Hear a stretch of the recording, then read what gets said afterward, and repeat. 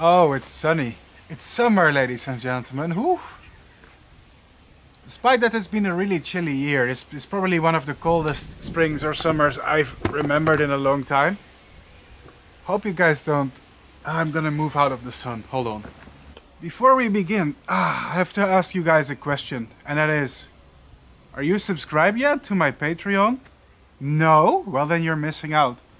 Because once in a while, my patrons are allowed to send me questions, which I will answer in the Patreon F.A.Q video.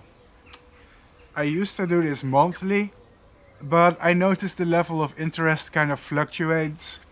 And I was like, maybe I should do this less regularly, so that people can save up their most interesting questions. Yeah, let's have some energy to get me started. Let me talk about how I'm doing first. So earlier this year I came back from Brazil after working there in the tropical Atlantic rainforest where I was researching moths. And while I was there I had some breakthroughs. Most notably I managed to breed the black witch moth in captivity. I'm one of the first and only people to have done so far. And by doing so, I have documented the whole life cycle and all the early life stages, which is apparently something nobody else has bothered to do. Some people have reared this species before in captivity, but they failed to make notes. They failed to make accurate documentation, so I'm actually the first who has the life cycle of the black witch moth on paper, from egg to caterpillar to pupa to moth. I think I'm the first who documented it, so cheers to that. It was for me a big achievement, and I don't really know how I'm going to top that achievement.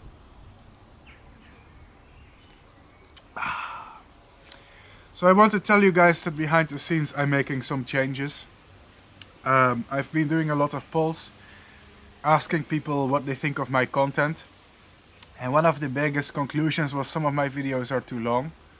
So I'm working on, behind the scenes, a few new series that are going to be shorter in length, shorter videos, shorter content. And it will include a lot of surprises that I'm going to show you later. But first, we're going to answer the questions from my patrons. Because this is the Patreon F.A.Q, right? So that's what it's all about. First one is from Natasha Akuwu. Hope I pronounce your name right. Hi Bart. Your knowledge on butterflies and moths is very extensive. However, is there anything learned you recently that has surprised you? Regards from Natasha from London. Thank you, Natasha. Have I learned anything that has surprised me? Let me think. One thing I recently learned that surprised me was the fact that the females of silk moths can smell the pheromone of their own species. It's called auto-detection. Because you would assume that females are trying to attract males with their pheromone, right? So it's just the males who smell the female's pheromone and respond to it. But it turns out females are also aware of other females in the area.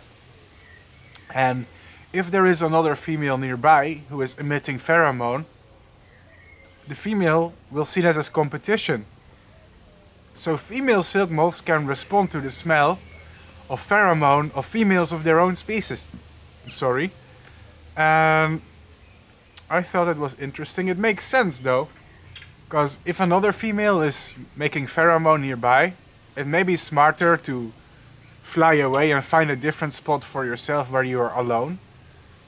But also some moths respond by making more pheromone to outcompete the other female who is nearby, so she gets attention from the males instead.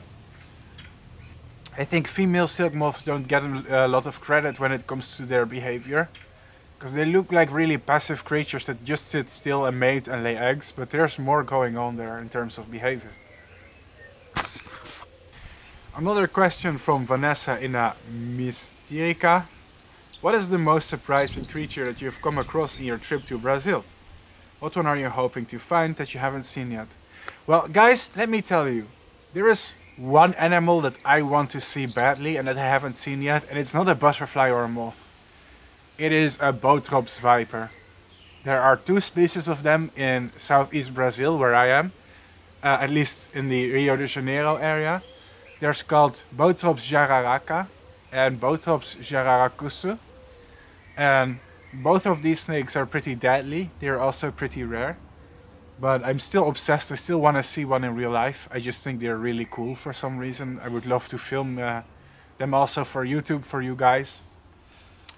And yes, there's also a lot of other species that I would love to see, but I haven't. One of them is the regal hairstreak, Evenus regalis. I think it's probably my favorite butterfly. My top favorite. And I haven't been lucky enough to see it yet. When I go back to Brazil, I really want to see that species. Another one is the Copiopteryx silkmoth. It's a silkmoth with really long tails that's found in the tropical rainforest. It's like a moon moth but more camouflaged. I would love to see one of those for myself in real life. That would be spectacular.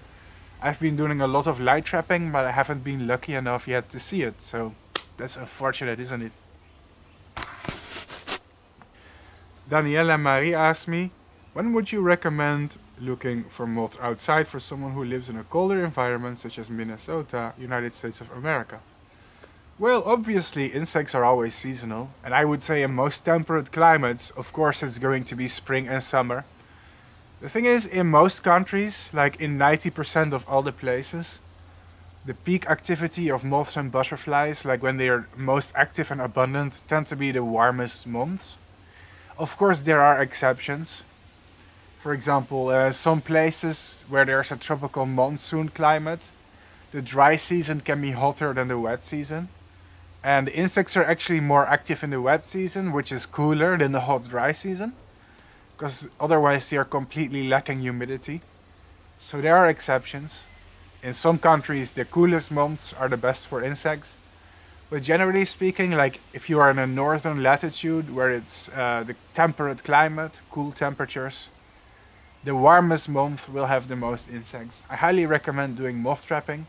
Get yourself some equipment, a light bulb to attract moths at night, and so you can study them and the species who come to light. I think that's a really cool and important thing to do. Elizabeth Trim asked me, is there something we can do about how angry the June bugs are? I don't know, did you start a fight with them? Did you say something to insult them?